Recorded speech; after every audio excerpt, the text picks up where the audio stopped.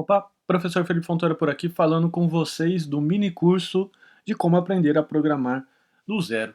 E nesse módulo 5 a gente vai falar como que os computadores tomam decisões. Eu dividi isso em algumas aulas para que possa ficar um pouco mais confortável consumir esse conteúdo. Mas basicamente esse módulo 5 você vai aprender e vai entender como os computadores até se parecem inteligentes. Vamos lá. Como que o computador toma decisões? Você ainda acredita que pode estar achando ou não que os computadores são inteligentes, mas não são. Eles são máquinas sequenciais, ou então o que eu chamo, entre parênteses, de máquinas burras. Como vimos nas primeiras aulas, o computador é uma máquina que realiza operações muito rápido, isso é verdade. Como o programa é executado em uma velocidade insana, temos a impressão que o computador é inteligente, que realiza várias tarefas ao mesmo tempo. Só que isso não é verdade.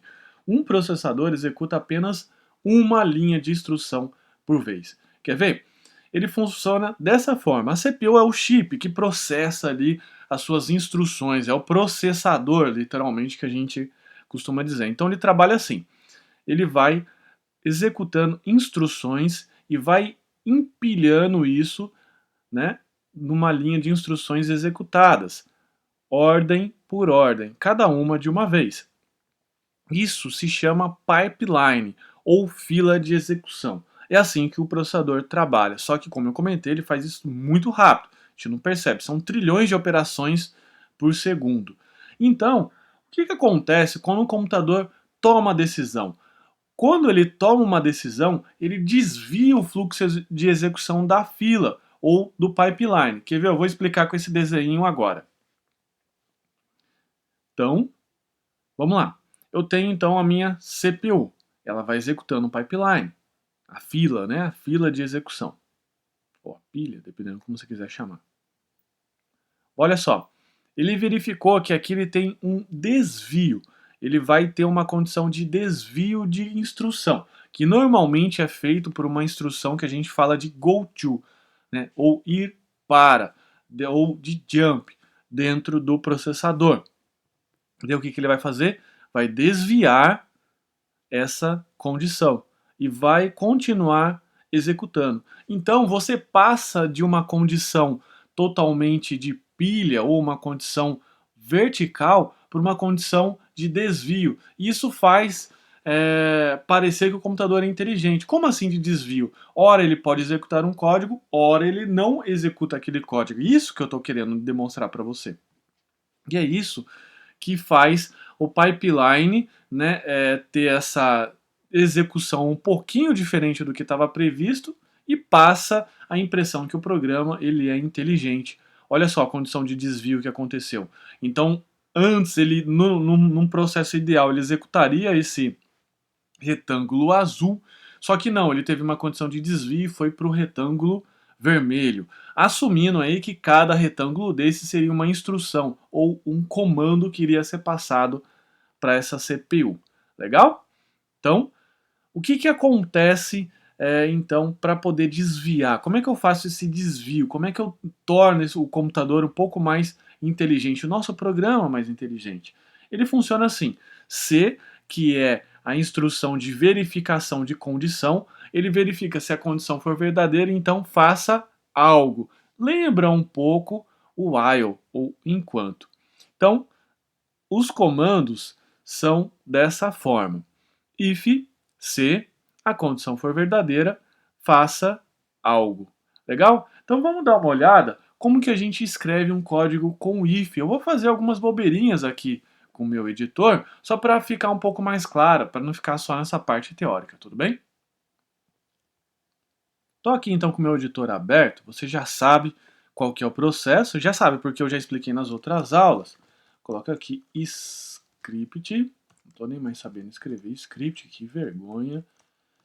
Salvei, vou salvar aqui, if.html, coloquei, o meu ficou azulzinho, e vou pegar o if documentos e vou arrastar para o meu Google Chrome. If. Tá lá. Então eu executei, claro, meu programa está vazio e não fez nada. Então, como eu comentei ali no slide, como é que funciona? Você faz if, a condição for verdadeira, a gente faz com esses dois iguais, e eu coloco aqui essas chaves. Essas chaves significa para o programa, ou no caso para o JavaScript, para quem lê essa linguagem de programação, que eu quero executar alguma coisa dentro deste contexto, dentro deste bloco. Ok? Então vou colocar duas variáveis aqui para que essa condição fique um pouco mais palpável. Var x igual a 1, olha o x de novo aí, hein? Eu falo e faço. Y igual a 1. Então eu vou perguntar para o computador, x é igual a y? Se for, eu vou emitir um alerta. Alerta vermelho. Ok? Então vamos lá. X igual a 1, você sabe agora, pela lógica aqui, que 1 é igual a 1 e x é igual a y, então eu tenho que exibir este comando, alerta vermelho. Vim aqui, olha lá, alerta vermelho.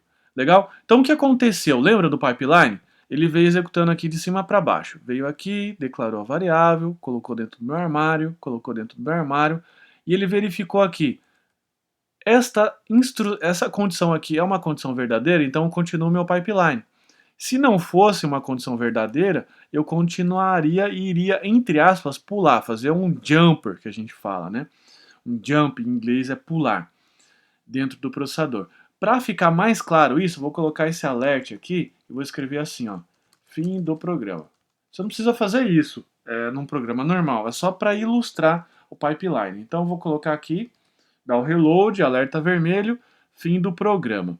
Beleza? Agora eu vou vir aqui e vou colocar 2. Claro que você sabe que isso não vai executar, mas a gente vai demonstrar aí o pipeline em execução. Vim aqui, fim do programa. Ou seja, ele passou por aqui, verificou que essa condição não é uma condição verdadeira, porque 1 é diferente de 2, 1 é diferente do outro, 1 não é igual a 2, então ele não executou esse bloco. Consequentemente, ele desviou a minha execução para o próximo comando, que era o quê? Um alerta de fim do programa. Bacana? Então, basicamente, é assim que acontece o if. Nas próximas aulas, a gente vai estudar melhor esses operadores lógicos aqui de comparação para que a gente possa verificar mais possibilidades de como fazer o if.